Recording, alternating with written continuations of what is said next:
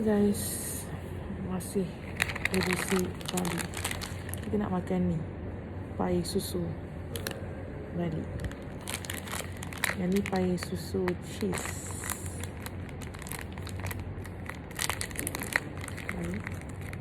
Oh, dia macam tak telur. Dalam dia ada cheese. See?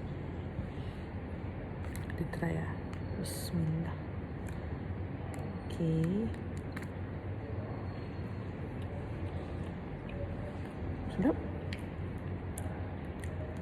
Macam tak telur.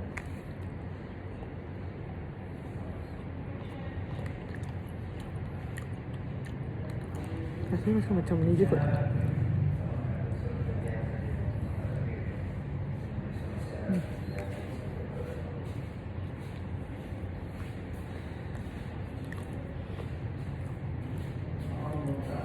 Dia punya kulit ni lembut.